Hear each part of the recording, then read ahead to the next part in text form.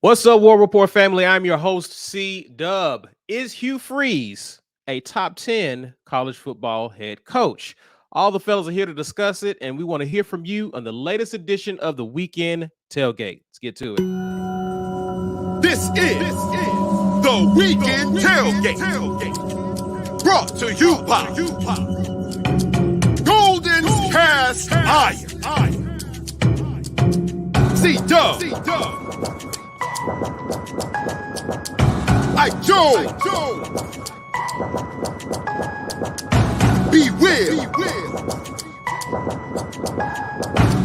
By G.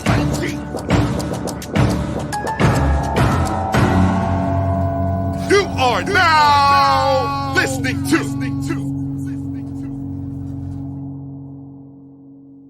Happy Sunday, everyone. Welcome to the Weekend Tailgate, courtesy of our show sponsor, Golden's Cast Iron. With them, you get to work out, grill out, and chill out with us. Thanks for chilling out with us today as we talk some football. And shout out to Golden's Cast Iron for definitely being a show sponsor and for rocking with us.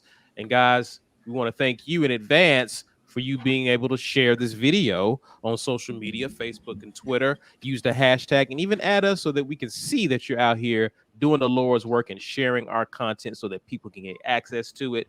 While you're here, guys, I say it all the time, smash the like button, help us out there. And if you're new to the channel, please be sure to subscribe. Now, you may see people commenting, and they may have a green name. They're special. You want to be special? I can tell you how you can be special as well. It's real easy, man. Click the join button and you become a member of the War Rapport. $5.99 gets you to the place where you can watch everything on demand. We just recently dropped a special offensive line breakdown with Ben Grubbs. This is for your folks that really want to get in depth with offensive line technique. He was really thorough, and he's going to come back and do some more stuff with us later. Shout out to Ben Grubbs for doing that, but you got to be a member to see the full video of that breakdown, a patron to be able to get it on demand. Membership gifting, if you are a member and you want someone else to be able to experience that with you, you can get them a free month of membership on you. YouTube will randomly assign it to somebody, and then they'll be able to have all of the joy that you have with being in here with me doing the weekly film review stuff, and so much more coming this summer. And as we get into the season for that membership, we're going to do another mug today. Hashtag get your weight up in the comment section to be able to be a part of this drawing. We'll do that drawing right around the 1 hour mark. And special shout out. It's hot, man. Hard Mechanical is out here. We've been warning you the heat was coming. It's here. It's definitely here. Hardmechanical.com, 334-219-0717. If you're in the Auburn area, make sure you hit them up.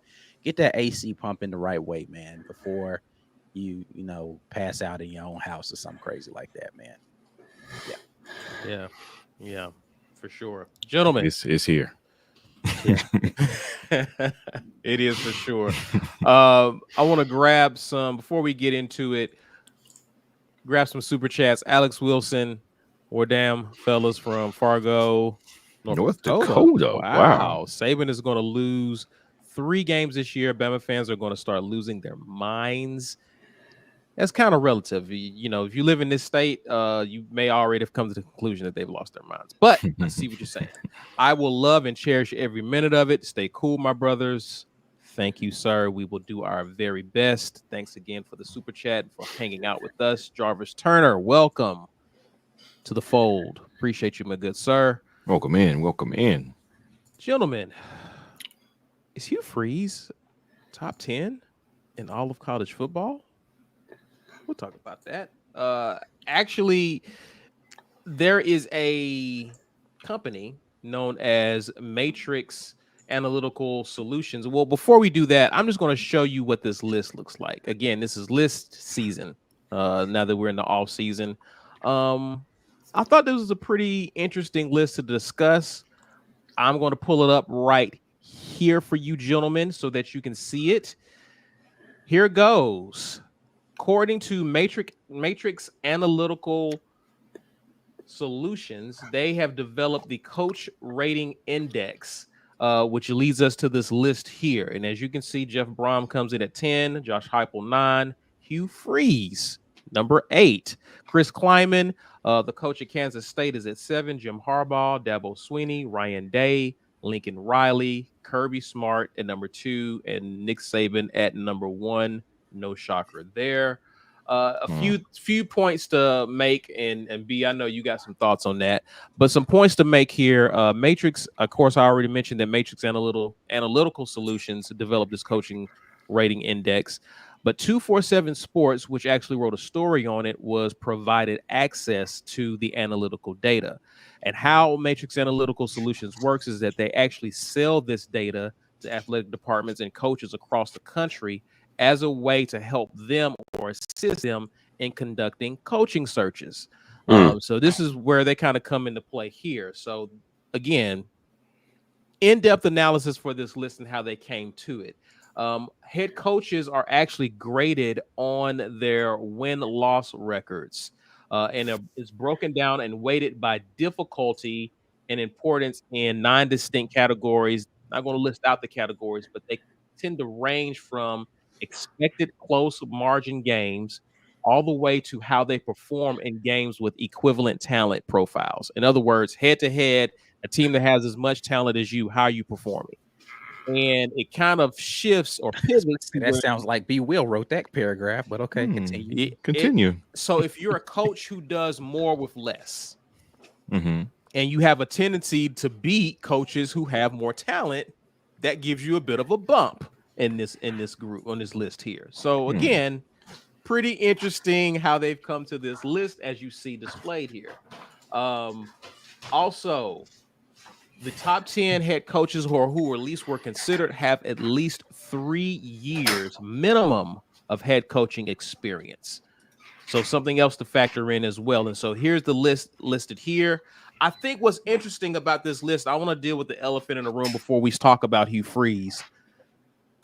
Anyone who stands out who's not on this list to you guys? Let me tell you something right now. What the hell is Lincoln Riley doing on this list? What the hell? The data says the data. Yeah. The data. I'll read you. We'll get to Lincoln Riley in a minute. Okay. But there was someone who I was actually like, they're not on the list. Lane Kiffin. No. Brian Kelly is not on this list. There you go. That's who I was waiting on someone to say. I thought Brian Kelly. I figured he would be like 10-ish, 9-ish, somewhere in there. I mean, he walked in and won the SEC West in year 1. Yeah, but he's been coaching for like 12 years, so it's not about what he just did that 1 year. Yeah, I guess his teams have made the playoffs. Have they? Has Notre Dame made the playoff?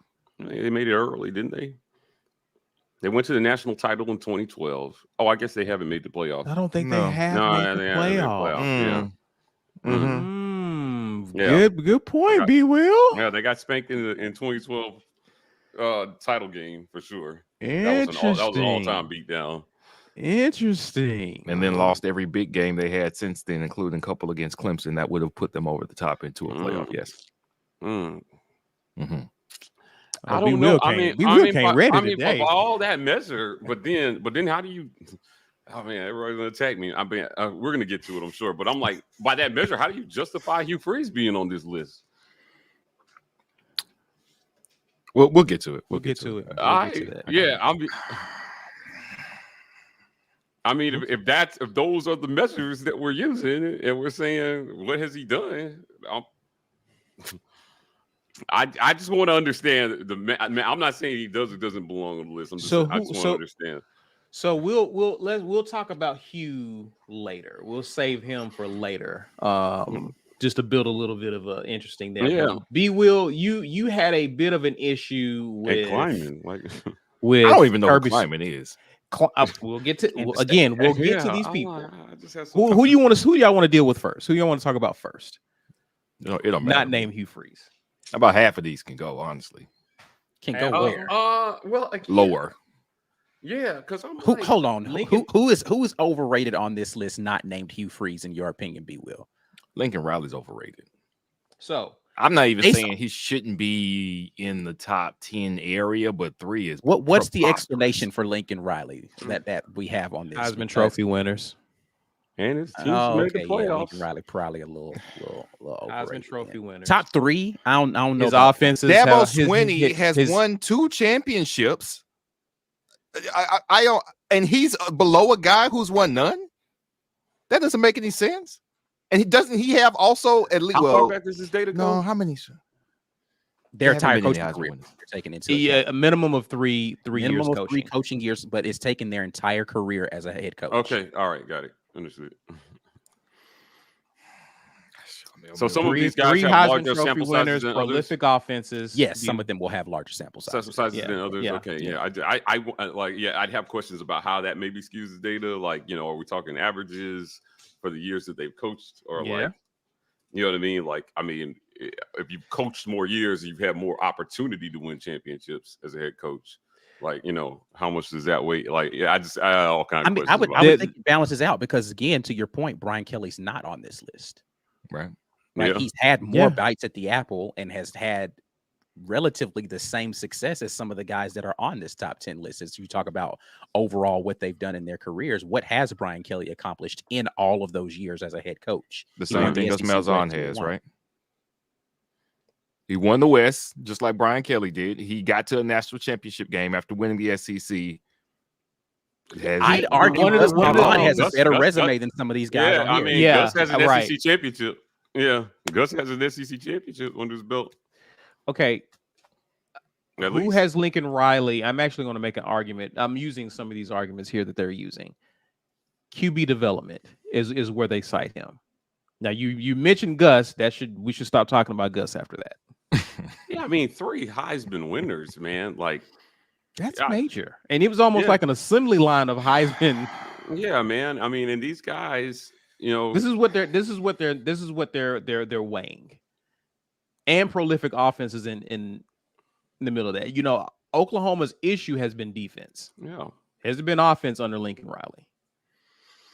So the argument for him is that prolific offenses and developer of QBs, which has led to them winning the highest of awards at that position. Yeah, I mean, listen, he's got a problem I would take as an Auburn fan, which is like, as an offensive head coach, his teams perform offensively. So I understand him on. I see the rationale for him on the list. Yeah, I mean, I get it. It's the pack. Like, don't get me wrong. I get how the pack is, right? But he's only been there a year, though, right? Right. Yeah, but he was able to reproduce that, and his quarterback, very unashamedly, like, followed him there, understanding, that he felt like he was going to be, used correctly in that system, and I think that is even somewhat of a risk by Caleb Williams, right? Like, going to another school, the players are different. The line is different. So many things, so many factors are different where he could have just stayed put and rolled the dice. But he said, listen, in Lincoln, I trust. He went there and, he got a Heisman out of it. Probably the top returning quarterback in college football this year, right? Yeah. Arguably, I mean, you can't. No, I would not have the Heisman winner. Yeah, not be the top. I would say so. Yeah, I mean, I think Drake May's a better quarterback than him, but I think he's probably going to. I wouldn't disagree with that. Yeah, I wouldn't disagree with that. I think Lincoln's offensive, like, aptitude, definitely he belongs on this list. I don't disagree with Lincoln Riley being a top 10 coach. I disagree with him being at number 3. I think that's fair. Yeah, I think that's fair. I think it's fair. I think 3 may be a little high. Yeah. Considering who he's ahead of. Right, because like a lot of this, so the reason why guys like Chris Kleiman or even Josh Heupel might be a little premature, but he's got enough years as a head coach. Well, again, they're factoring in what he did at UCF as well. I get it. I understand. I get that his winning percentage is high, his offense has been prolific. I think it's a little premature. Yeah, I don't know. But like, so here's the thing, right? Like, if you're going to, and I'll I guess make the argument for Hugh Freeze in saying this. If they're going to say this person did more with less, right? I get why a guy like Kleiman would be on the list, because it's not as if Kleiman's coaching, and this is, I'm kind of juxtaposing Kleiman versus Heupel here. It's not as if Kleiman was coaching his, and which I don't know, how many years has he been at Kansas State? I think this may be his, no more than 2 seasons he's coached there. He's fairly new there. I don't think anybody mistakes Kansas State for some perennial powerhouse team. It's been there since 2019. 2019, so 4 years. Okay. Well, this will be his 4th year coming up. I don't think anybody mistakes Kansas State for some powerhouse team that is landing big recruits all the time. He is probably the definition of doing more with less, with what he's doing in that conference, a Power 5 conference, and winning as many games as he's winning. He's kind of the definition of that, right? Yeah. So for the record, he went 8-5 year one, 4-6 in the COVID year 2020, 8-5 the year after that, and then 10-4. Yeah, last year. So they broke through with a bunch of recruits. Like, name a player from Kansas State that you remember for real in the last 5 years. The one, the running back who just got drafted. That's it. That's all I know. There's just not going to be a bunch of names that are just going to jump. There probably are some guys in the league. Don't get me wrong. He's probably put some guys in the NFL with those teams, but they're not going to be coveted recruits going to Kansas State. But he's routinely in contention in that conference, right? The reason why I put him maybe slightly above Heupel, which he is on this list, is because though Heupel did it at Tennessee, he had kind of the UCF years kind of bolster his, or the 2 years he was at UCF as the head coach. 1 year, I don't remember how many it was, bolster his win-loss record, as opposed to if he had done it in a P5 the entire time.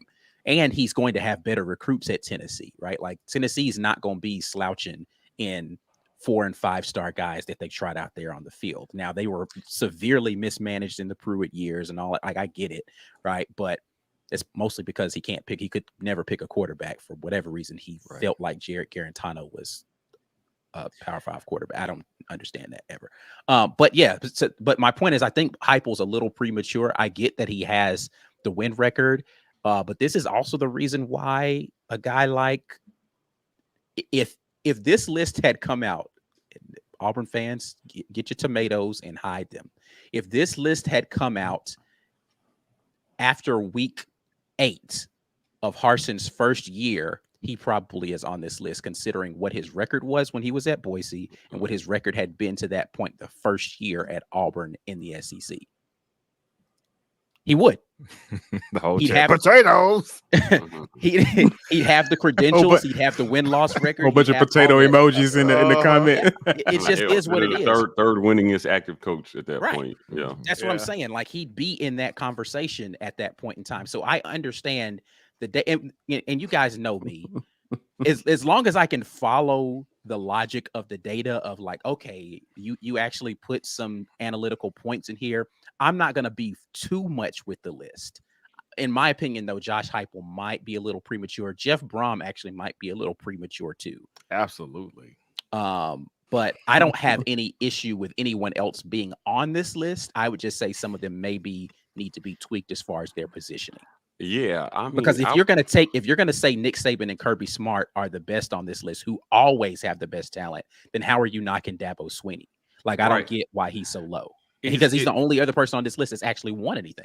Caesar, how do they factor in recruiting, like prowess, for lack of a better term? It's in there for sure. It's in there. It's in there. Okay, they're 5 stars you land consistently, 4 stars you land consistently. It's weighted based upon star rankings of the classes that you bring in. Right. So, for reference, Kansas State has not had a recruiting class in the last 4 years ranked inside the top 50.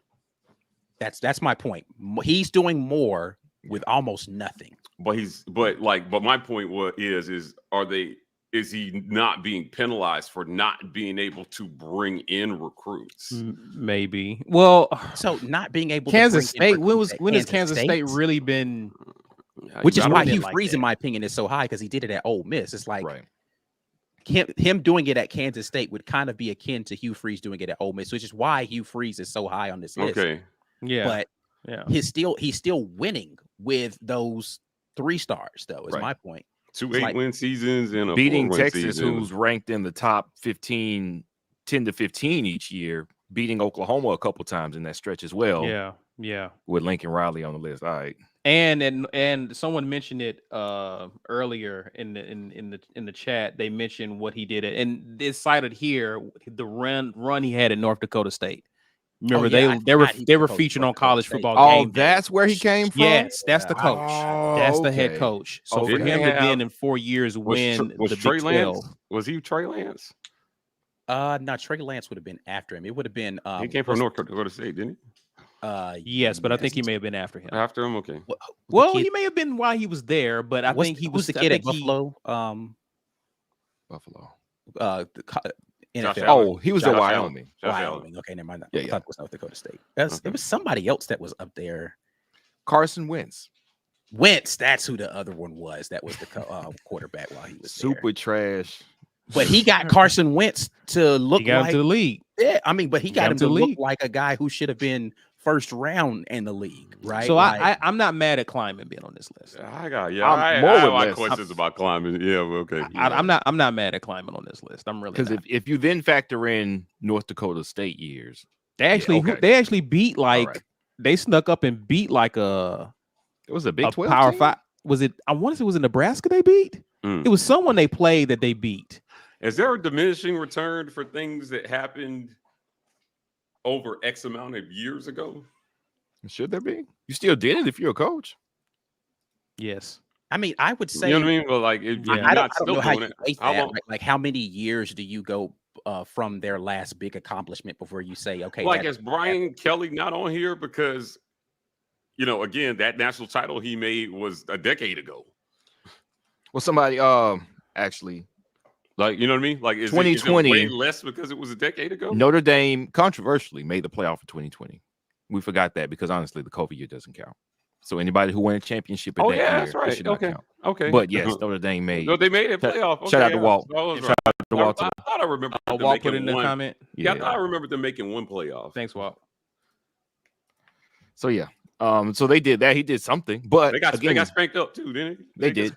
And this I see why Brian Kelly. Hold on, Chris says beating Nebraska is not noteworthy. I mean, if you're a Power 5 State, school, yes, it is. But if you're North Dakota State, yes, it's why it's embarrassing for Nebraska. Right? I mean, no, Appalachian State beating Texas A&M when Texas A&M is trash is still a big boon feather in the cap of Appalachian State. Whether you believe.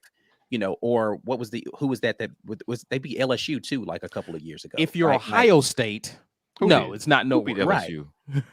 Didn't App State beat LSU that year that we lost to them? Like early in the season, they lost to some Rudy Poo team, and then they came back and beat us in the second half. It was during the Gus years. It was stupid. Oh, I don't remember.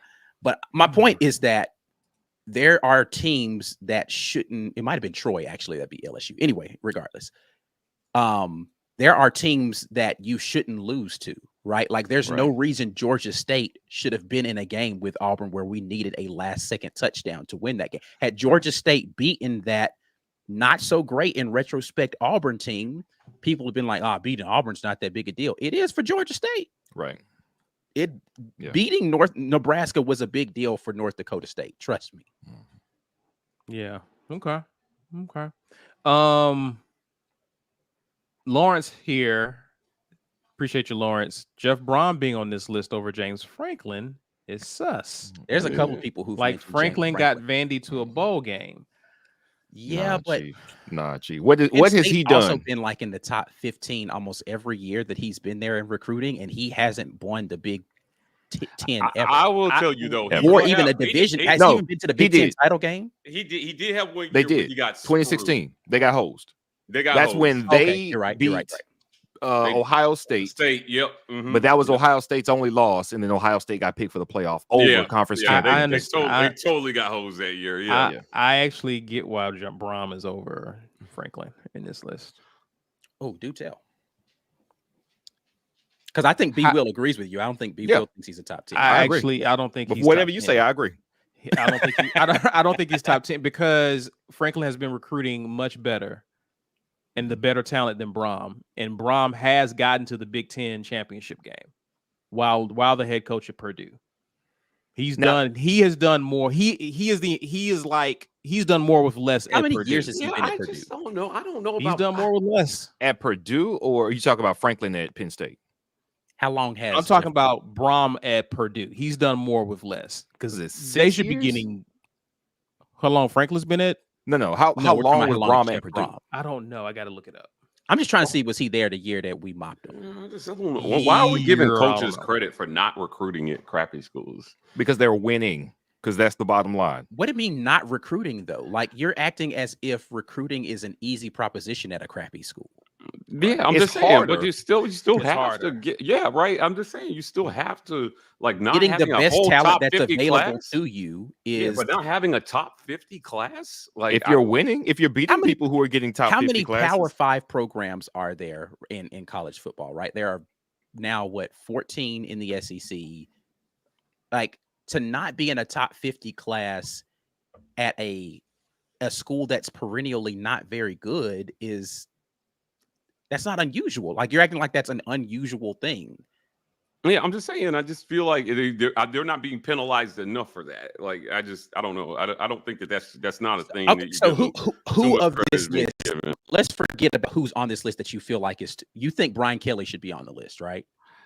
Yeah, I have questions about why he's not over some of these. Brian Kelly guys. on the list. What other team are you feeling like recruits their butt off, but should be on this list? That's or I'm dealing with the list here. I'm dealing with the list here. Like, so I have not spent any time thinking about teams who are now on this list, right? Well, I'm saying to say that they don't deserve to be on the list, you have to replace them with somebody.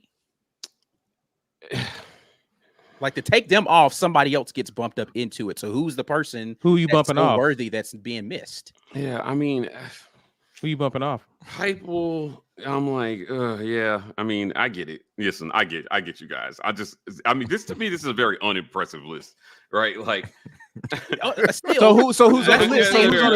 Who would who's on the list? It's like after 5, does it matter, right? Like after the top 5, it's just a battle of who's really is noteworthy. Hasn't accomplished much.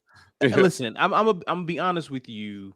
I mean, Hugh Freeze is at a new school, but these schools who have these coaches, they've been smiling. They've had something to smile about in the past year or so, given the success they've had. So I wouldn't just brush that off so easily if you're from 6 to 10.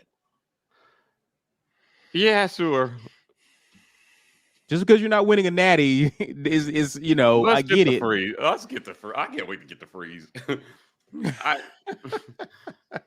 These lists, man. I know I get it. This list season. I just have so many. I mean, the criteria by which these things get put together. Like, I mean, it's just so much nuance to these things that I like. Again, after like the undebatable, like nobody's debating whether Nick Saban and Kirby Smart, belong to this list, right? Like we know that.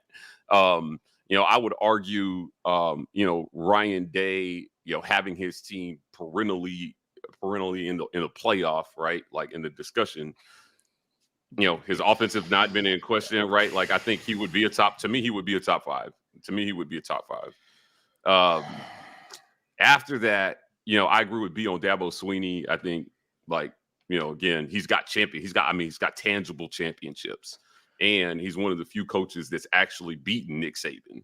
What about Ryan Day? What about him? Is he too high up this list? Yes. Ryan Day is getting credit. Who are you putting above him though? I like Ryan Day. I like Ryan. And then not say Dabo is the only person that I would argue should be above the other people that he's on the list below. At this point, the whole coaching career into account. Yeah, like I think I agree with B on Dabo 100%. Right. Yeah, like, I could be convinced Dabo should be number 3 on this list based upon what he's actually achieved. And he's one of the few that's beat the guy at number 1. And Clemson has never recruited on the level of Alabama, Georgia, and Ohio State. They've always been one rung below in like the 10 to 15 range as far as a blue chip rating. I agree with you. I think Dabo is probably the only person on this list that's just he should be higher. Dabo should be higher. I'd put him at number 3. Hold on, wait. I don't know if I agree with the statement about recruiting. What's that? No, that's not. That's a factual statement. Like when the blue chip stuff comes out, never. It's Alabama, Ohio State, Georgia, 2 or 3. It's always he's recruited. He's recruited well, but it is not been on the level of what Bama and Georgia has been doing. Because he may have had a year where he's been always like 1 and 2 on the list. Like Ohio State's stolen that second spot sometimes. Right. Clemson will have 1 year where they've been like 3 or somewhere like that, but typically they're like 7 to 10, something like that. Yeah, he's always in the top 10, but it's usually because he's got one or two like really big 5 stars, and then everybody else. In 2018, they had 5 stars in their recruiting class. Clemson did. Okay. Right. Now we're talking about over the entirety of the tenure. They had one. Right. Like, I mean, they seem to always get a 5-star. Right. Like in 2020, they had 5 stars in their class. Right. Like, I mean, he's recruiting well. I am not going to debate whether or not Dabo Swinney is a good recruiter. I'm saying I'm agree with B. He hasn't out recruited Nick Saban or Kirby Smart. Yeah. I mean, I think that's which is why to say that and then say, but he beat him. Right. Because they were both on that coaching staff when he beat Alabama. Yeah, true. He beat both of them. Yeah, and soundly. Yeah, move him up the list, right? Like, I put Dabo at number 3. Dabo. Yeah, move him up. I have an issue with him not being at 3, but to say that Lincoln Riley and Ryan Day aren't probably 4 and 5, I don't know. All right, so I got a question for you then. I agree with that as well. I got a question for you then. Okay, can we are all here acknowledging that certain schools have better recruiting infrastructure, being for sure traditional success. You know, everything that goes into it, the money that flows through the university, all that is not equal everywhere. Some are just better equipped to do that than others. Ryan Day is at an institution that is a perennial football powerhouse, not just while he's been there. He got handed the keys while they were still way up. What has Ryan Day? Part of it. He was part of that, though. He was part of why they were way up, though. Right? Part. Just like Lincoln Riley. The offensive coordinator. He was the offensive coordinator. Sure. Let's do that then. All right. Was he the offensive coordinator when they actually won it in 2014? That was Tom Herman. That was Tom Herman. Was it? Okay. So yes. So anyway, what has Ryan Day won since he has been the head coach? Because it's a different job. OC is one thing. Head coach is a different job. We see lots of OCs that are good OCs that can't do it as head coaches. What has Ryan Day won as a head coach? Okay. I'm going to answer your question with a question. Okay. Because you're saying, what has Ryan Day done since he's been a head coach? If I'm giving you the fact, which I agree with you 100%, that Dabo Swinney should be number 3, what has anybody number 4 through 10 on this list done since they've been a head coach? Well, I can answer you that. Okay. Ohio State's number 1 rival is who? Michigan. Okay. How has he fared, Ryan Day, against Michigan since he's been the head coach? I think he's like split the games. Right. I think he's 500 now. Yeah. Okay. Before, when he was a part of it as an OC, what was their stretch against Michigan? They beat Michigan like them. They were waxing them. Yeah. So as soon as he is offensive coordinator, I know. What I'm showing you is that the advantage that Ohio State has always had has still been in recruiting. They're still out recruiting Michigan to this day, but for some reason, as soon as Ryan Day gets control of the ship, they take a step back and start splitting games. Why? Because Jim Harbaugh was the coach there.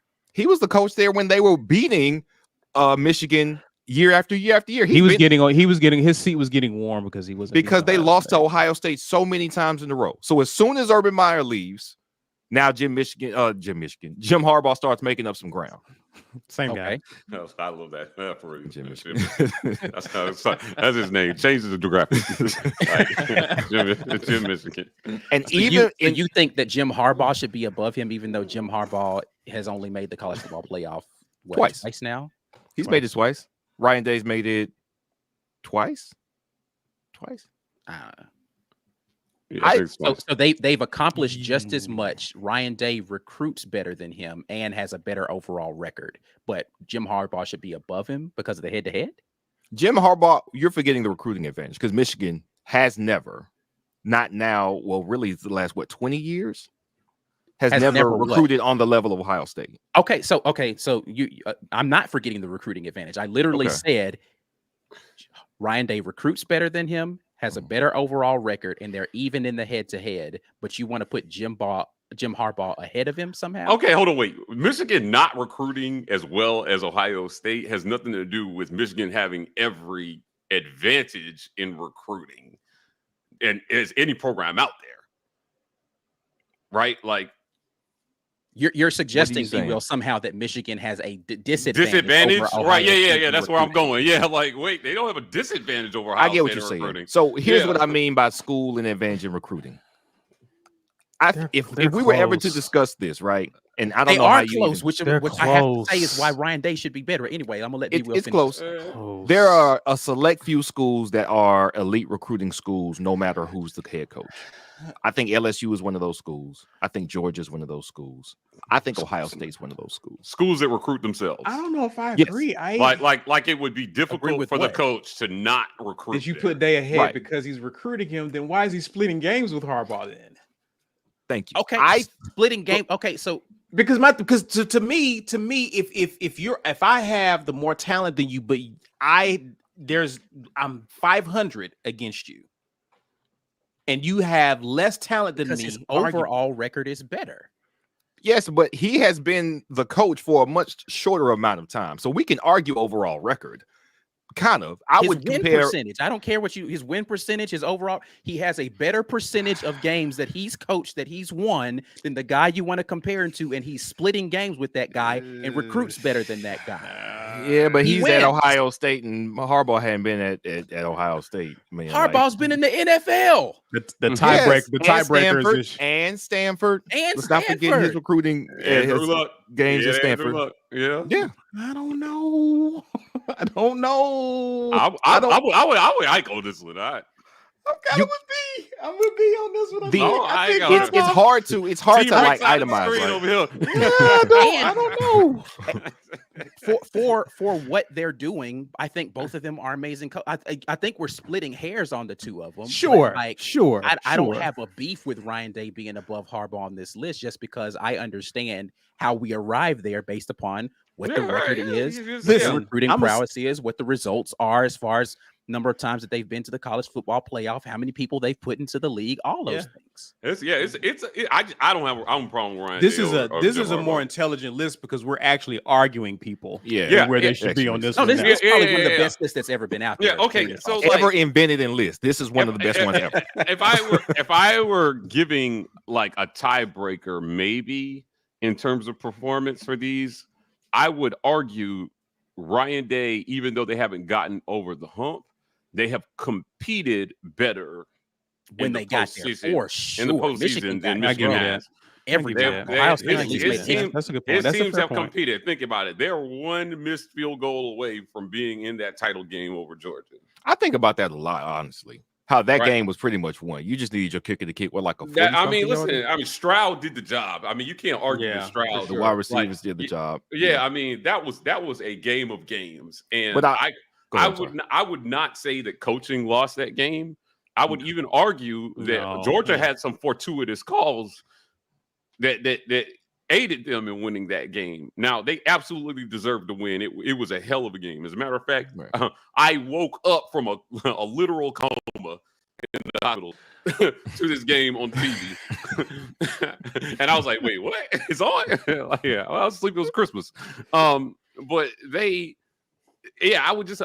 just make the argument that Ryan Day's teams have competed at a high level, even though they haven't been able to get over the hump.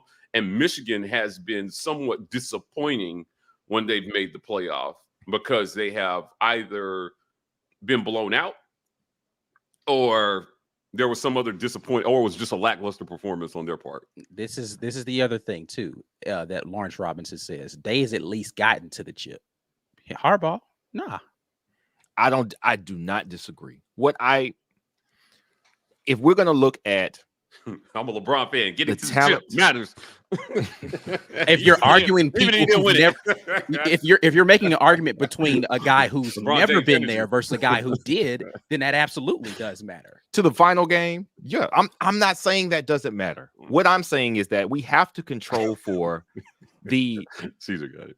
Over the egregious nature of the talent that Ryan Day has had. I think Ryan Day's talent collection at Ohio State has been better than Clemson's, but he has not won as much. I think why Dabo should be higher. Agreed. Honestly, it might be better than Kirby's if we're going to go player for player. What they do in the league, the offensive talent that Ohio State puts. Ryan Day's collection of individual talent, yes, player by player, even defensive players. I'm looking at the players that end up starters in the NFL. within 2 or 3 years. But he gets no credit for bringing those players in, though, right? Because Ohio State. Of course, he gets credit. Of course, he gets credit. He's got them there. If you're going to have them, you got to win with them. That's something that Saban does. That's something that Kirby does. I don't know if I agree with that. I think it's arguable, though. Like, look at Ohio State's talent in the league, let's say last 5 years. Guys who have gotten there the last 5 years, they are excelling. They're not just getting there, they're excelling. That means you had guys with the measurables and the talent and every bit of the dog necessary to succeed in the pros, but you couldn't win one shit with them in college? I think that's a black mark on them. It's my same beef against Urban Meyer because they have been recruiting at that level for years. Almost every minute that he's been there, but he got one. In 2016, you get blanked in the playoff in 2016. Was it 2015? Urban Meyer burns out like shortly after he wins it. Yeah. Like they won in 2015. They won the 2015 championship after the 2014. Yeah, because they spanked up Oregon in that game, right? Like, they spanked up Bama, then spanked up. That was Ezekiel Elliott went crazy. Zeke, man, that team was ridiculous. Yeah. We got to talk about Hugh Reeves. Let's talk about Hugh. Let's talk about Hugh. We do this all day. I love this. Okay, so what they're saying is that still not making a good point for Jim Harbaugh, but continue. You haven't made a good point against him. He's beating the guy that you're. Right. He's beating the guy, but the guy is beating him. If you're a better coach, then shouldn't you beat him more? Stuff. Look what you did, Ike. Okay, know. Hugh Freeze. We got to go to a break at some point. We got to pay bills, man. Like I said, this is a good. It's a good list when we lose track of everything and we're really into this. Tell about these Kamado grills. This is what. That's Sunday, baby. 4th of July, baby. Golden cast iron. Listen, guys. You are watching the Weekend Tailgate. Share. Listen. You want to argue with us? Tell us. Rindale Harbaugh. Share this video so people can jump in on the discussion. Smash the like button. Subscribe if you're new to the channels. Pay some bills, guys, and holler at our show sponsors. This edition of the War Rapport is brought to you by our generous sponsors. AuburnSports.com. For news and notes on all things Auburn Sports, head over to AuburnSports.com. Harmon Mechanical, a heating and air company offering premier service to the Auburn area and surrounding areas. Give them a call at 334-219-0717 or head over to their website at harmonmechanical.com. Let them know the War Rapport sent you. Harmon Mechanical. We're there when you need air. And our giveaway sponsor, GWT2 Energy Consulting Services. If you want the best in the business at restaurant logistics, head over to GWT2Energy.com. Yes, indeed. Thank you to the sponsors of the War Rapport. Thank you to those of you who are members of the War Rapport. Got a lot of great things coming up for you guys. Media Days is on the horizon. So much film review popping off. Make sure you get the green name by joining and being a member. If you are a member and you want to gift a membership to somebody else, it's really simple. You can do that right now from the live chat section. If you guys did not know, we are doing our thing on podcast. We're the Auburn Express, powered by the War Rapport. We got a whole pod network right now. So shout out to the College Loop. Shout out to the Uptempo podcast, but definitely lock in with us right here on the Auburn Express to get all of these great conversations that we have. Some of those conversations are being had audio only. So you might want to make sure that you're getting your ears on that stuff properly. Golden's Cast Iron is the sponsor of today's show, and they have some discounts for you all. If you want to hit them up, use code Get Your Weight Up for 15% off of the weights that they have. So they do free weights, kettlebells and barbells. You can go and get 15% off of your purchase, $65 off. It's 4th of July weekend. You want to get your grilling on, all that kind of stuff. Hot out there. Still can kick back by the grill and get your grill on out there. So make sure you use that $65 off code with code TWR. Here's a little quick word from our sponsor. Yeah, listen, Mike, you have that grill now. I have this grill. Guys. My dad got it for Father's Day, so I don't have it. My dad has it.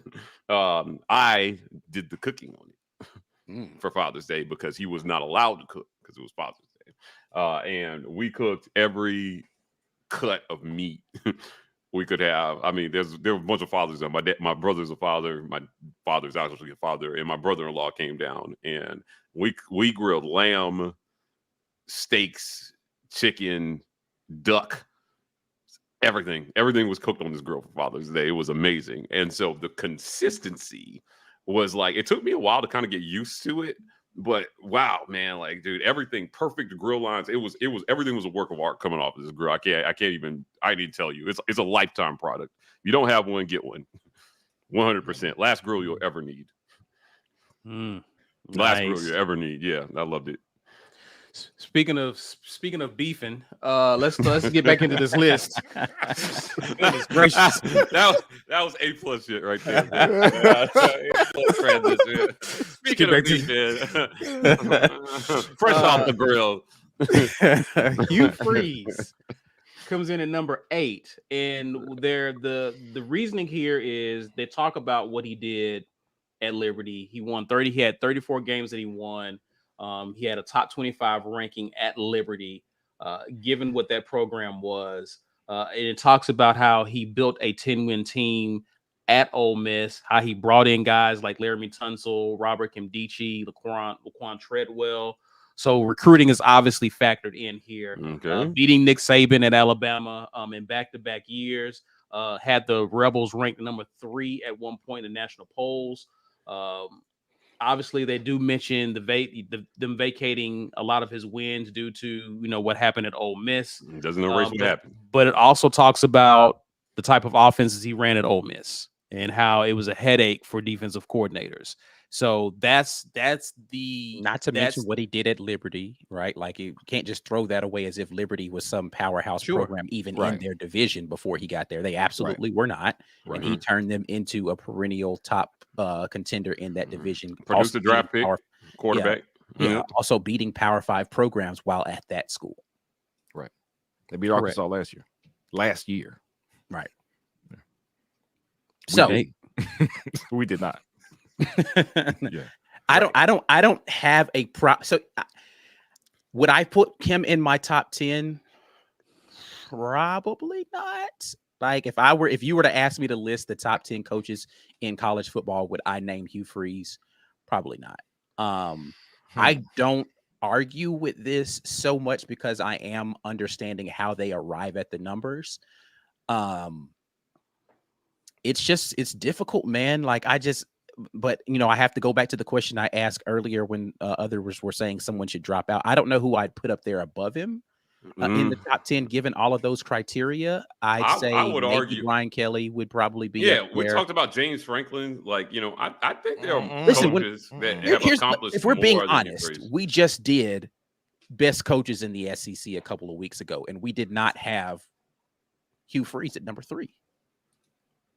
There were coaches in the SEC we had above him in just our conference. So unless we're going to put those coaches above him right here in the top 10 list, then I think it's dishonest to say that he's a top 10. Yeah, again, that's where I was going. So thank you for saying that. I would also add that this is by no means,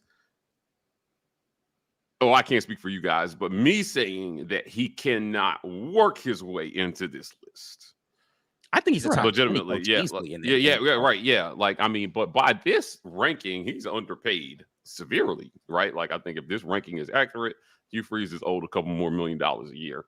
Well, he had some reasons why. He came on a little bit of a savings. I get that. What I'm saying is that, like, but this ranking to me means Auburn should, in the next few years, should be a lock to be a top 10 program. Yeah.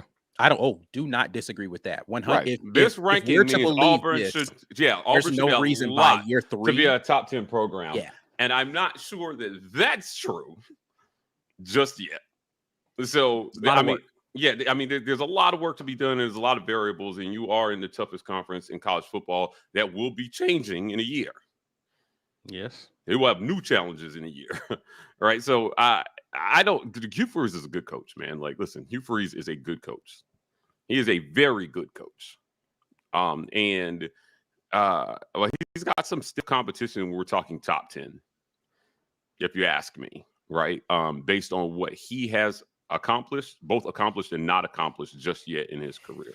He absolutely deserved this opportunity at Auburn, right? To come back to the SEC and prove that he can do it at a program with better resources than Ole Miss, See, this is why, like, when we were talking about recruiting, right? Like, we know how hard it is to recruit, how much harder it is to recruit to Ole Miss, which is why I thought he got credit for recruiting to that program, which is why I didn't want to let Kleiman off the hook for not being able to recruit top 50 classes to Kansas State, if that makes sense. I don't think he's off the hook. I just think Kansas State's even harder to recruit to than Ole Miss is.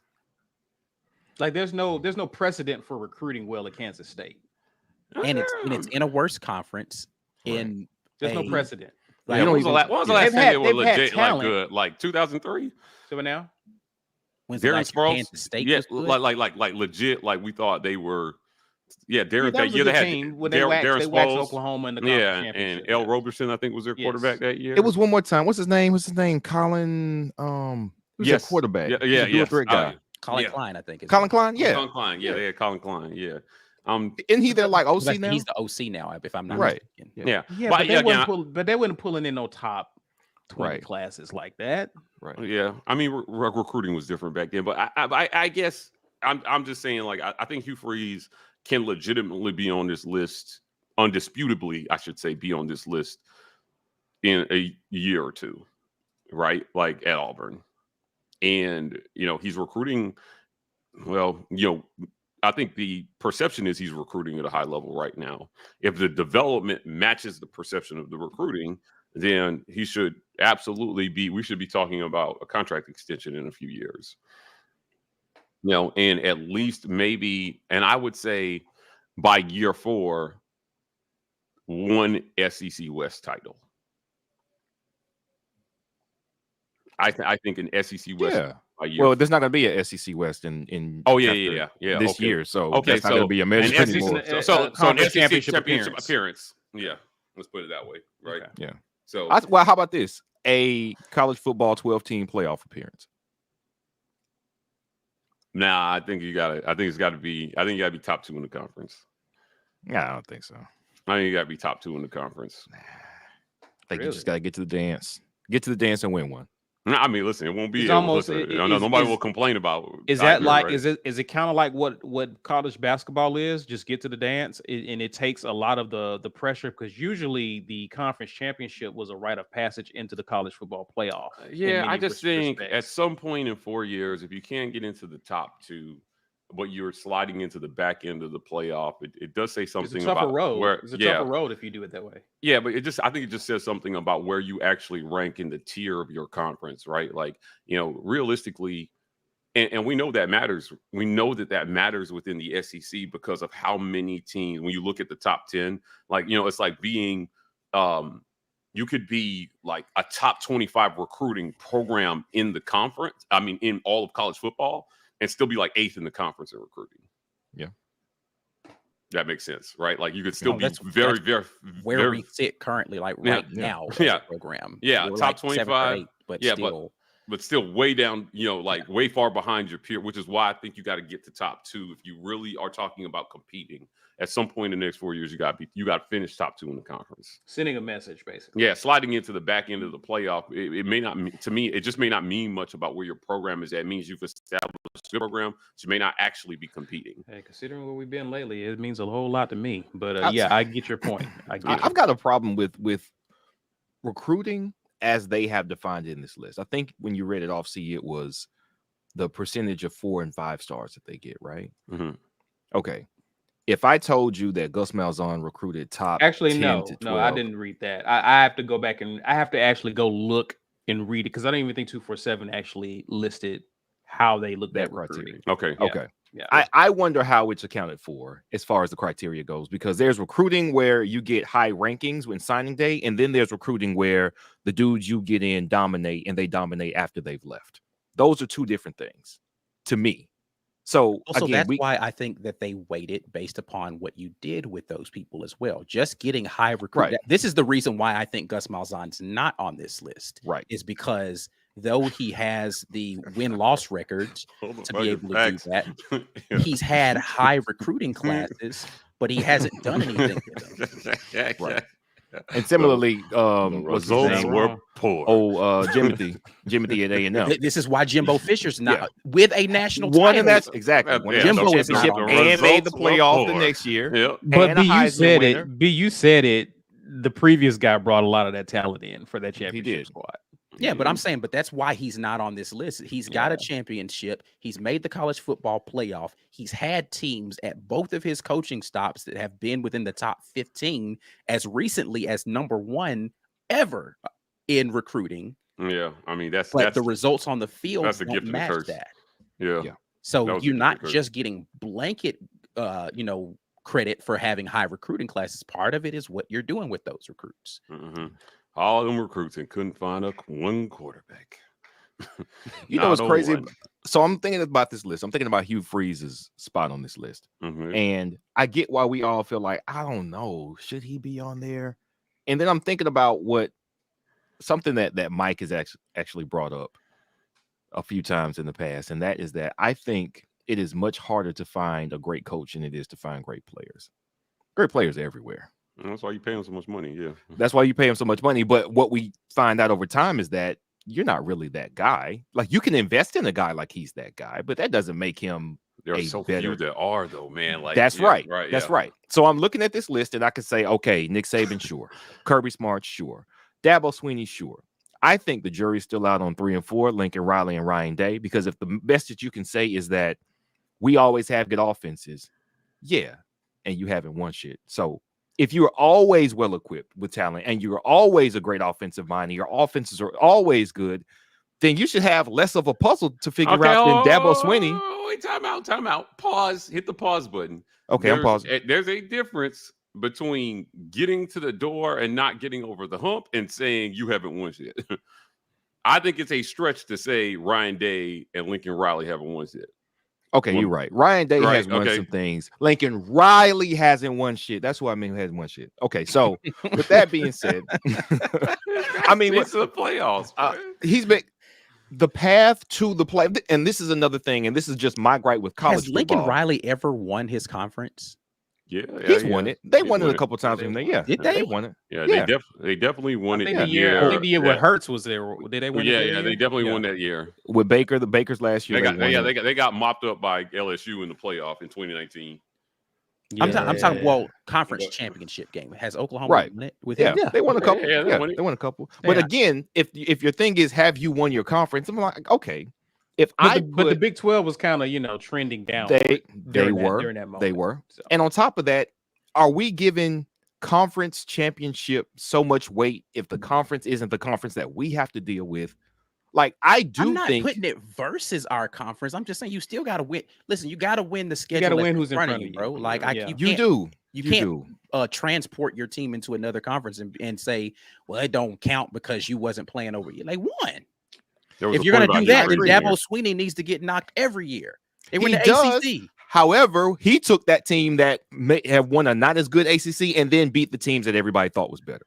So you're getting zero argument from me about Dabo's greatness. Okay. I'm just saying if you're going to say that conference championships don't matter, Dabo shouldn't get credit for any of them. I don't think they should matter that much. But no, he was making a point about Hugh Freeze. The point I bring to Hugh Freeze is this: when I think about offense, and you've won something, you won something. I do think that there is something to be said for, of course, his wins over Alabama. Like, I think, let's be honest here, if he hadn't beaten Alabama in 2 back-to-back years, he's not on this list. He's not even sniffing this list. Like, that is the accomplishment that puts him here because he beat a long-standing Titan in the college game 2 years back-to-back. One could be a fluke. 2 years in a row? No, you did something. You had something cooking, right? Okay, that's respectable. If you're good enough to beat Alabama, why couldn't you win the division?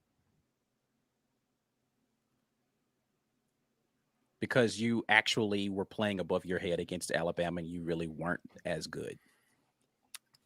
That has been my better team. You were the better team that day. Right. Now, and you did it twice. Yeah. And that is, if I've got any concern about Hugh Freeze's place on this list, I think he deserves to be on it. And I'll tell you why. But before I get to that, if you were to say he wouldn't deserve to be on it, I would say I also understand that because, and this was my gripe with Gus Malzahn, if you're good enough to beat Alabama, we should be winning the West. We've been good enough to beat Alabama 3 years out of Gus's 8. We won the West. Well, twice, because 2017 we actually did win the West. Because he beat them in 2019 as well. You can't play up to compete with that level of talent and that type of coaching. Because 2013, Kirby was still there. We beat an outstanding defensive mind and defensive team. We had the juice. 2017, we had some magic, maybe not the depth that we needed to do it, but we were able to do it. Why can't you win more? Like, we lost at LSU in a game where we were up handily in 2019, but you could beat Alabama? What are you doing? I think if Hugh Freeze is the QB whisperer he purports to be, then he will. I think he can. I think it's possible. I think he will. I think that with, again, more resources, better recruits, and the same effort that he put into getting top 5 classes into Ole Miss, he is now putting that effort into Auburn, where there is a recruiting advantage, I think. And that's not me being a homer, right? No. There's a recruiting advantage at Auburn over Ole Miss, right? With the same energy. I mean, all things broken ugly, so that would be yes. Yeah. Fair enough. That's all you had to say. And all things were equal, but he is better with quarterbacks than the last 2 coaches. Yes, I think he gets Auburn into the top 2. Yes, agreed. And again, my only pushback because I get what you're saying, but you got to remember what Ole Miss was when Hugh Freeze inherited that team. They couldn't beat Arkansas. You know what I mean? Agree. And so getting through, and you got to remember the SEC West during that time had a reputation as the toughest, nastiest, and it still kind of has that reputation, but it was really nasty during that time as well. So you may beat Bama, but then the next week you got LSU. Right. You got Auburn. Right. You got you can trip up in any of those games. So in fairness, it was just tough during that time. We were convinced that Auburn was ascending during that time. So it was a tough division. Good talk, gentlemen. Always good fodder. We want to hear from you guys, especially if you're watching on replay at this point. What are your thoughts about this list? We want to hear from you. We see you guys commenting with us live. We're going to grab your comments after the giveaway. Speaking of, we're giving away a mug, ladies and gentlemen, courtesy of GWT2 Energy Consulting Services. Please be sure to hit the hashtag. Get your weight up in the comments. Ike, you ready, sir? I'm born ready, bro. All right. Well, take it away. Yep. Wasting no time, man. Y'all had a whole show. Only 70 people entered. I ain't got time for all this, man. Let's get to the money, bro. Somebody got to win. William Kelly is our winner. Are you here, William Kelly? You got to be here to be a winner. You're a winner, but you got to be here. Let us know. Let us know. Go ahead, Mike. A while ago, I had tweeted out. I tweeted something that made everybody people were like, "This is to detriment to the spirit of Auburn," right? People were up in arms over this, and I was just like, "Hey, man, listen, if Hugh Freeze is the QB whisperer that he says he is, I want to see him take a quarterback like Robbie Ashford and get him in the room for the Heisman, because I feel like he has that sort of talent, right? I think he has Heisman talent, right? And I don't ever want to let him off the hook for QB development ever. You keep using this phrase "off the hook." What does that even mean? Not letting him. I just don't want to forget. Let me say that differently. I just want to make sure that we hold him accountable for that particular thing. What does that mean? Hold him accountable for it. How are we as fans going to hold a coach accountable for saying I do well with quarterbacks? We've had a good history with quarterbacks. Okay, have you been on Twitter, right? Right. Yeah, man. I mean, how is that Coach Hugh Freeze's accountability? You probably haven't been the last day or so. It don't work. I'm just saying, I'm just not going to forget that you said you were good with quarterbacks, and if we're not good with quarterbacks, then but he is though. So saying something that's been proven to be true is not a poor statement on his part. It hasn't been. He wants to see it happen here. What does that have to do with whether or not he's done it before now, though? That's true. You said it hasn't been proven at Auburn, how is he supposed to make a future predictive statement based upon his past results that isn't it's true? Is he saying something that's untrue? That can't be proven. I'm not saying he's not. Okay, cool. Yeah, then right. Then we should be fine at quarterback, right? Like, and I don't know about being fine at quarterback. I'm asking you. The statement you made is we should hold his feet to the fire about a statement he made that is true. It's not untrue. He has taken quarterbacks that most people would consider to be fairly mid. A guy, right? But he's projecting that he's going to do the same thing here. That's why you make that statement, right? Okay. Not disagreeing with that. Okay, I'm asking you. So moving forward, I expect to see that here. Not disagreeing with that either. You're not. That's what I'm holding him accountable for that. And I'm asking you, what does that holding of accountability look like in Mike G's assumption that we should do for Hugh Freeze? I mean, you're accountable for this, sir. Yeah, like, hey, listen, man. It's just like it is for any coach, man. When results don't match expectations, there's going to be heat. There's going to be hot seat. There's going to be backlash, right? People are not just going to forget; they're going to say something. Part of that accountability is that backlash. No, so you're still kind of missing the I guess the totality of my question. Let me ask it differently. And let's put a minute on this because we got to get to the comments, y'all. If Coach Hugh Freeze and Auburn win 11 games perennially, but never have a Heisman quarterback, right? Should he be on the hot seat? Because you're saying you're going to hold him accountable for how the quarterback performs. I'm asking you, where does that accountability? Is it based upon wins and losses with that quarterback, or is it simply on the performance of the quarterback? And he should, because what you said accountability looks like is hot seat. Should he be on the hot seat regardless of how the team performs if the quarterback's not a Heisman Trophy candidate? I'm not sure I'm separating the two. I mean, the bar is not necessarily Heisman, right? Like, my thing was, I think that if you have that kind of talent, like, I think that should be the ceiling. I think that should certainly be the ceiling. But you can obviously win 11 games without having a Heisman quarterback. Like, for sure. I'm not arguing that. I'm just saying the production consistently. Yeah, right.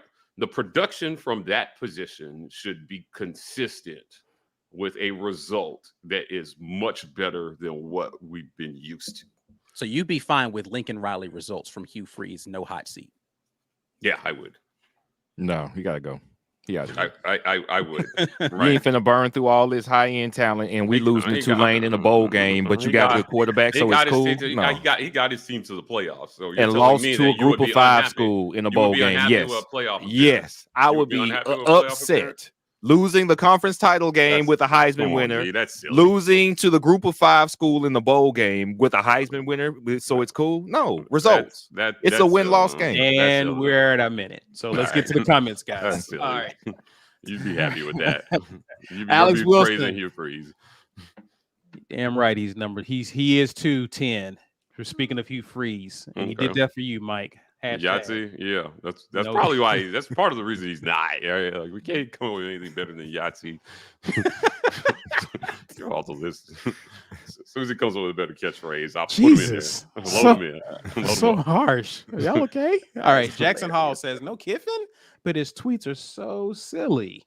I know, right? Listen, like, he deserves to be right where he's at. Like, he is a top 10 tweeting college coach. Yeah. If you carry around an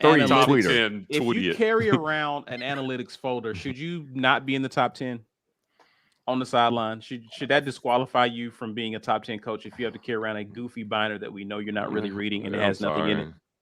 I think if you keep going for fourth on fourth and losing, you got to be top 2. I mean, you keep climbing with the more stuff that you do that doesn't work.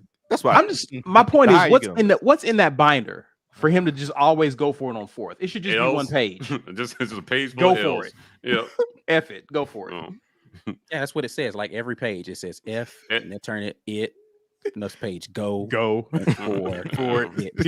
Period is one page. Yep, and then it repeats. Mm-hmm. Oh man, it's like it's like one of them flip books that has like the little thing as you flip through the page. Oh yeah, like is it? Show the picture like someone walking. Go for it. Hilarious. Chris S says another great watch the film with Grubbs. Yeah, shouts out to him for sure. So it wasn't the most like entertaining watch the film ever, but like I learned a lot just sitting there talking to him about just what to look for with. Like, I'm going to go back and watch so much film now with the understanding of some of the things that he showed me. And I'm going to analyze things a lot differently just with those small things. It was good. It was a good session. Chris Dixon, welcome. Welcome to the family. Ant Robinson says Gus should be here. He averaged 8 wins in the toughest conference and revolutionized offenses everywhere. You listen, but Ike, you kind of talk. You kind of made a good point about what he did with the talent that he was able to. And then him going to UCF and not doing anything any better. Like he's a middle. I know, I get it. Auburn fans, I understand what he did for Auburn and the program. He is a middling coach, and he's proving that at UCF. Yep. He proved that. He's not terrible. He's just okay. Yeah, he's never going to get you over the hump. Yeah, and what would have made me question some things is if he went to UCF and started tearing it up. Like you just saw a transformation at UCF. I would be like, I'd still give him credit for his coaching prowess if he did it at UCF. I would question what happened here. Well, it would be clear what happened here is that the talent that he has was not on par with what the remainder of the conference is. And he had shining moments, but that talent deficit just wasn't something that he was able to overcome. And it would show you that it truly was people, for whatever reason, and we've talked about this over and over again, fall in love with the star rating and not necessarily the players. And because there is such a pressure at Auburn to rank in recruiting classes so high, he was going out there reaching for 4s. Like, let me go get a 4-star because I need my class to have this certain rating. That doesn't mean those guys fit. Doesn't mean that guy was actually like the kind of player that rating gives you. Like, there's just a lot of reasons why the evaluation of talent was lazy. That's the word I want to use. It was a lazy talent evaluation because it was just about let me win a star rating battle. And you can't put a cohesive program together just based on stars. Y'all know that's how Bowden used to recruit, right? Like in the early years of Tuberville in the athletic department, they used to talk about how they would literally just go after kids because Tennessee was going after them. Talking about Terry Bowden. Not Bobby Bowden. Yeah. At Auburn. Terry Bowden. Terry Bowden. Right. Yeah. Okay. Yeah, and it was interesting. It was interesting hearing that. We're like, man, like Tuberville's staff came in and they were actually evaluating much differently than the Bowden regime was. Also, I think lost in this discussion because we talk about like the difference in recruits and stuff.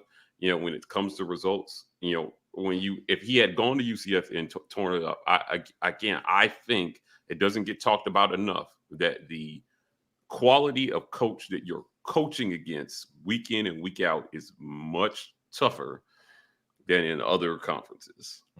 You're going up against marquee minds at programs where the investment into football is equal to or greater than yours every single week. And I would argue that does not exist in the whatever conference the UCF is in. Well, now they're in the Big 12, so right now, right. But before, right, But like, I mean, but they lost Oklahoma. They're losing Oklahoma and Texas, right? Like, so, right. Well, no, they'll be in there with them this year. Right? Yeah. So, I mean, it's not going to be. I mean, on average, after those two leave the conference, even if he finds success in that conference, you know, where would those programs rank in terms of their investment into football and the marquee nature of the football minds running those programs? Kleinman's over there, right? Yeah, when you look at like there's a reason when you look at like top 15 paid coaches. I mean, it's got half of them are SEC coaches, right? Like those programs are willing to pay whatever it takes to try to find, like BBU acknowledged, it's very difficult to find that guy. Everybody thinks that they found the guy and they'll pay him like he's that guy. Like, listen, I mean, Ole Miss paid Lane Kiffin like he was that guy. It was silly, but they did it. It was very silly, but they did it. And there's so few people, you know, that are that guy that, you know, I mean, and so many of them are in the SEC. So, I would just, you know, like I said, relative to who you're going up against and the preparation it takes to prepare for Nick Saban or Kirby Smart or Brian Kelly, it is a tough proposition in the SEC. And if you go to a conference after having game planned against those guys, and you cannot produce a better result. It's much less competition, and still seemingly bringing in recruits at a higher level, a higher equal level to what they had at that program. I'm with Ike. I just think you're an average coach, and those average results follow you no matter where you go. Yeah, that's what you're going to produce. Chris Dixon, he asked about James Franklin. I'll couple that with Lawrence Robinson's here. Jeff Brom being on this list over James Franklin is, I already mentioned that, is sus. He mentioned Franklin getting Vandy to a bowl game before going to Penn State. Brom did a good job in the portal this offseason. Yeah, a real good job in the portal. He's also at Louisville now. So yeah. I don't have a problem with Brom being on this list. I don't actually have a problem with James Franklin not being on this list. I understand the results that James Franklin was able to produce at Vanderbilt, but that's what got him the Penn State job, right? So he got his compensation for doing a good job at Vandy. What he's done since he's been at Penn State, though, has been underwhelming. Like, I'm sorry, Penn State fans will tell you they expect better results out of James Franklin than what they're getting. Yeah, that's fair. I think he's Mark rigged, essentially. He is. Mark rigged is a very good for James Franklin. A guy who's going to bring in top level classes. He's going to have you 9 to 10 wins perennially, but he's just not getting you over the hump. He's not. I don't know, but he's a good coach. Did it for you. Yeah, I'm not saying he's a bad coach. I'd put James Franklin in my top 20 coaches in the country. I wouldn't put him in my top 10. Sure. And that's why I was like, I get it. I get why Brom is here, because even before Lincoln Riley went to USC and that job became open and Franklin's name was mentioned, I didn't see a lot of Penn State fans clamoring like, "Oh my God, we got to keep this guy." I didn't. So it's only a matter of time. I think if he continues to do what he's doing with the offenses at TCU, even though I hate the statements that he makes about the SEC. Yes, I think Sonny Dykes will eventually be on a list like this as well, because you can't argue with the fact that he took a team that, from a talent perspective, shouldn't have been in the national championship game. Right. Should not, but they were there. Yeah, the result of the national championship game bears that out. And beat your boy Jim Harbaugh in the game to get there. He did. I didn't say Jim Harbaugh was number one. I just say he was better than Ryan Day. If Ryan Day is 15, Jim Harbaugh's 14. If Ryan Day is 50, Jim Harbaugh's 49. That's all I'm saying. I'm not even necessarily arguing for Jim Harbaugh to be top 10. I get why he kind of is, but as long as he's better than Ryan Day, that's all I'm saying. That's funny. Brad Brown, I'll probably take a climb as a list. Arson should be too. If you're talking about whole, I actually made this point that I think prior to his Auburn tenure, Brian Harsin would have been. He would have been, right. Not after what happened at Auburn. So, I mean, the only reason why he would not have been on this list, I'll retract that, is because he hadn't had the success at the P5 level. Right. And that's why I said I gave the criteria of, if you had done this after the first 8 games of his first year, he was 6-2. You'd have thought, oh man, right? Because it looked like Harsin was on his way to be an SEC coach of the year by that point. Correct, right? Sure. If you do this at that point in time, if you consider his time at Boise, and then you take into account the first 8 games of that season, you're like, oh, this dude's one of the best coaches in the country. And then you get to the back half of that season, and it all falls apart. In the first half of the next season, it never comes back together, and you're like, never mind, fool's gold. B. Will's forehead says the War Rapport Network and a little sun from Florida cures COVID, in case y'all were wondering. Hey, that's right. That's right. He went down there to bathe in the waters of Lake Minnetonka. Hope that's going well, buddy. Hope that's going well. In Florida. All right. Freeze. Alex Wilson. Alex Wilson, appreciate you, man. He says Freeze had broken ugly, one of the top teams in the country. Yeah, I mean, listen, that's true. That's true. But I mean, I think it was B. Will that was making the point about the totality of those seasons. Was a little underwhelming, even though they had bright spots, very Gus-esque. So hopefully he can turn that around. Yeah, I think Greg Wheatley made this point. He says 2014 Freeze beats Bama, but loses 30-0. Yeah, man, the ebbs and the flows, man. Like, the highs and the lows of. I think what that goes to show you again is the difference in coaching above your head for one Saturday and having quality talent, right? I agree. Any given, like he had one or two bright spots on that Ole Miss team, but like top to bottom, those teams weren't very good. No, they weren't. Yeah. They weren't. Okay, that's fair. Right? And so coaching above your head for one game, you could do that, right? Like, and I'd argue that a lot of coaches could do that. But that's why, you show and prove the differences between a guy like, and I hate to keep bagging on him, but a guy like Coach Brian Harsin, who can win you a couple miraculous games when he's only got a coach for one big game a year.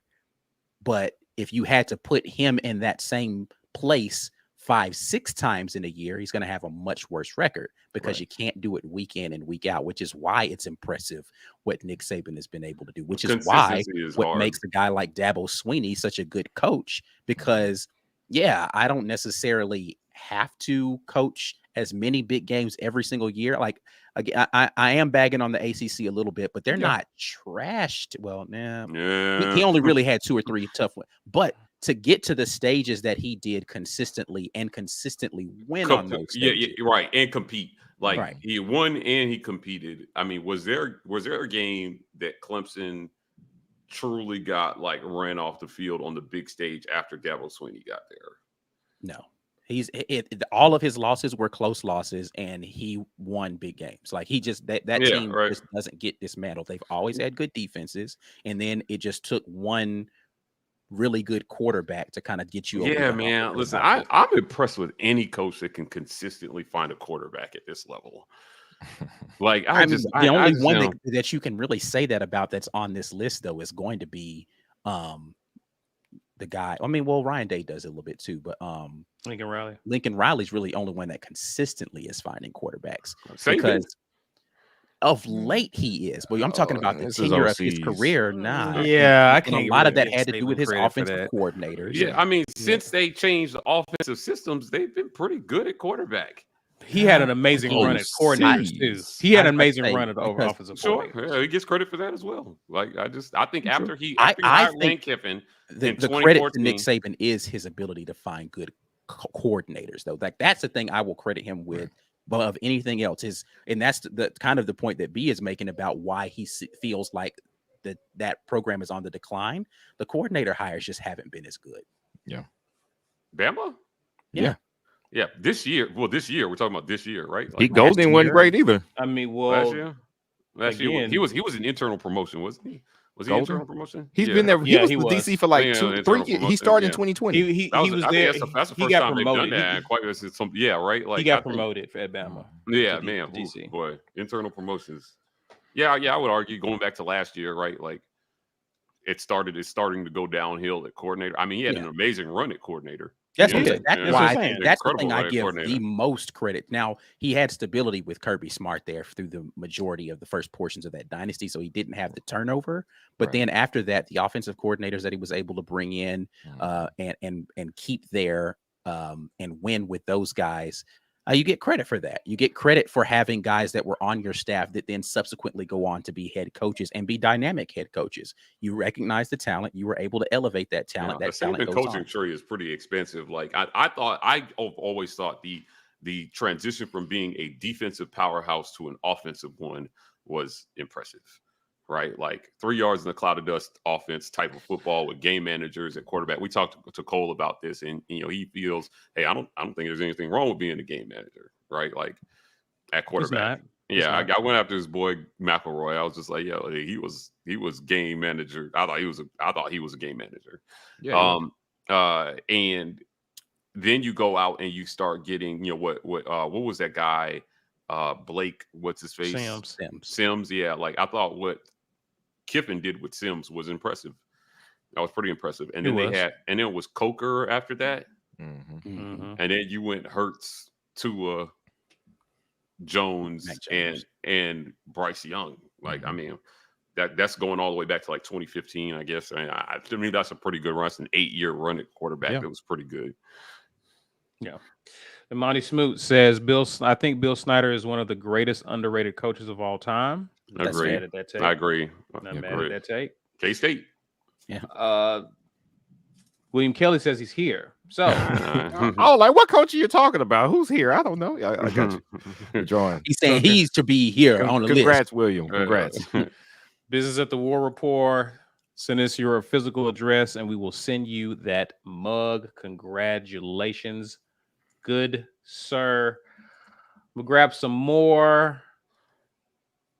Here, Stuart Donald says Lincoln Riley is on the wrong list. He belongs on the top 10 best offensive coordinators and the top 10 worst head coaches. Agreed.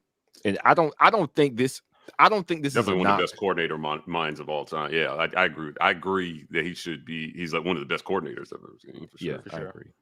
The change from being the best OC, really being the OC at a top football program and getting to slide right into the HC, I think history has borne out that those guys more often than not do not work long term. Do we find out what Lincoln Riley really is so after USC joins the Big Ten? So what Mike? That's fair. Do we find out what he really is after they join the Big Ten? He's been in a conference that, to your point, cares about football, right? Like I don't know that like Pac-12 can pretend that they care about football. They don't. Yeah. I don't know.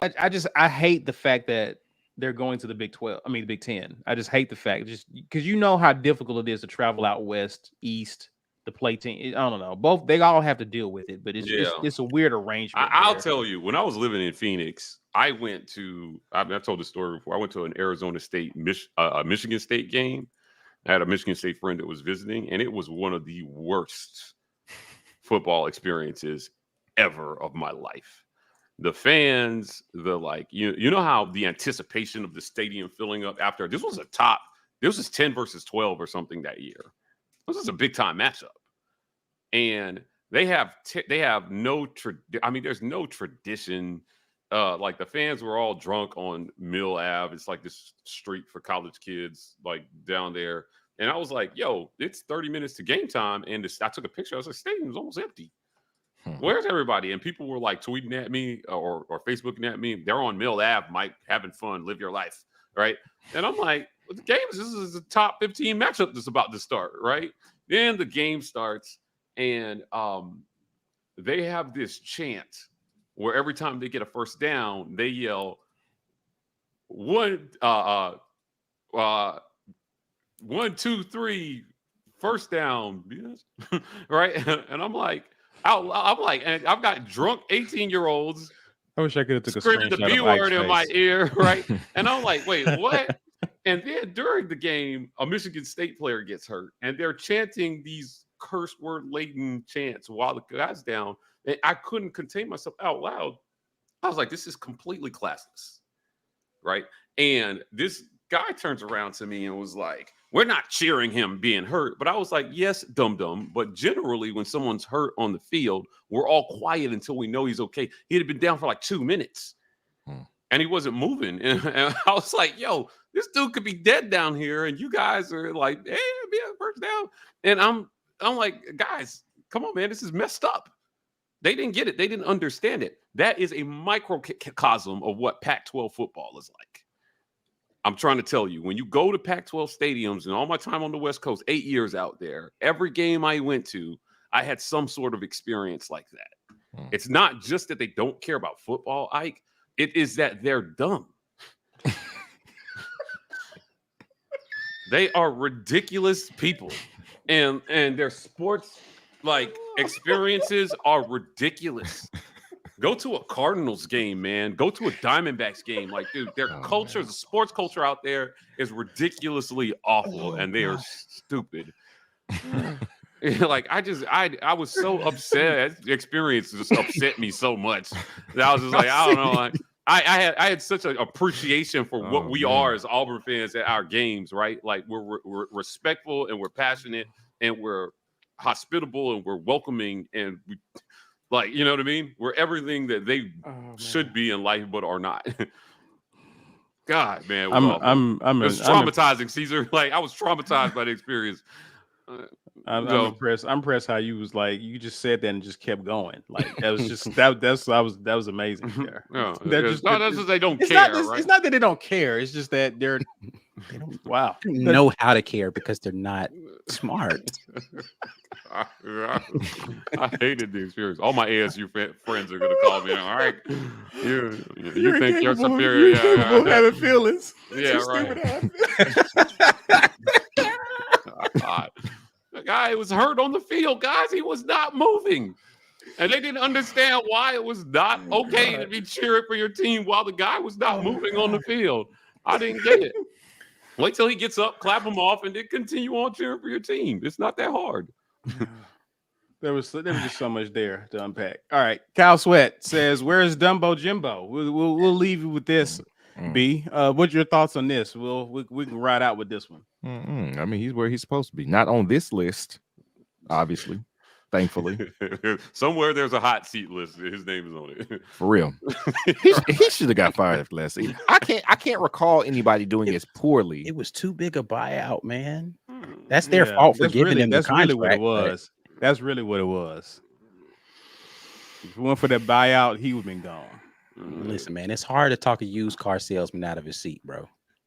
I know, right? He went in and talked about, well, here's what I'm gonna do next season, and they were listening. You're like one of them people you want to hang up on the call when they call you for sales. Well, listen, I just want to know they're not rude enough for you to just be like, shut up, man, leave me alone. So you hear him out just like Curtis, like, all right, man. Well, no, I'm not interested. And then they keep going. You're like, man, you're not being enough of a jerk for me to just hang up in your face. And then you end up, all right, sir. No, thank you. Have a good day. I was determined to be rude to you for trying to sell me something I didn't want, but you were just talking and polite. So you were the people person that got me to say no, thank you at the end. That's Jimbo. He kept that job just by talking them past whatever the deadline was for him to not get whatever bonus for the next year. I don't know how he kept that job, man. Buyer's regret, man. You know, it's like when you buy something and then you're like, you pay a lot of money for it, but then you immediately regret buying that thing. Like, you're like, man, I thought I wanted this. And I saved up money and I bought the thing I thought I wanted, and it was thoroughly disappointing.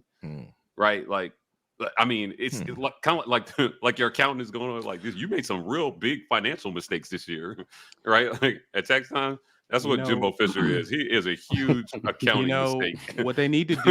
You remember the memes? Their accountant does not approve. You know the memes? What I purchased versus what I got. Yeah. They need to show the meme of Jimbo and as a Florida State head coach and what I got him last year. Looking sad on the side. We need to do a meme like that. My God. That'll be. And his son wearing that ridiculous chain. You seen pictures of his son? No. With the Flavor Flav chains? No. Yeah, he does that. He likes jewelry. It's a thing. I don't like that. All right. I don't know how to feel anymore. Yeah, dude. Ike, tell people what they need to be doing, sir. Join. I tried to do that in my Jimbo Fisher voice. Come on board with that's what that was. Is that what he sounds like? I didn't know what that was. Come on board, John War Rapport, Mike. But come on board with the War Rapport. Boom hour.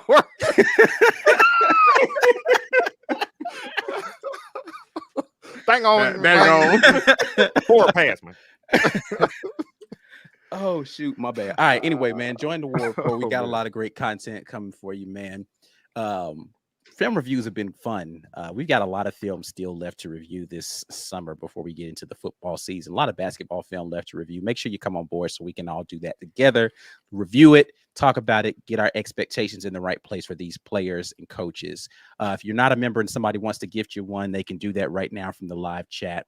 Make sure that you give someone the gift of the War Rapport. Again, shout out to our title sponsor, Golden's Cast Iron. Head over there using code to get your weight up to get a little something off of your weights, 15% to be exact. Or you can use code TWR to get 65 off of a fire pit or a Komodo grill. Harmon Mechanical, again, during these dog days of summer, can get you right with your AC. Head to harmonmechanical.com. 334-219-0717. Tell them the War Rapport sent you. If you didn't get a chance to win something today, you can go to our website, warrapport.com, and shop there. And make sure you hit us up wherever you listen to podcasts. The Auburn Express, powered by the War Rapport. Now, the Auburn Express is a part of a family in the War Rapport podcast network, along with the College Loop. Make sure that you subscribe to those guys. Up-Tempo Podcast, subscribe to those guys, and we'll keep giving you this great Auburn fan content. And before you get out of here, share the video, like this video, and subscribe if you're new to the channel. You can find us on Twitter, IG, Facebook at The War Rapport. For those of you who are on TikTok, you can find us at TW Rapport. Signing off, guys, enjoy your holiday. Be safe out there. And as always, War Eagle. War Eagle.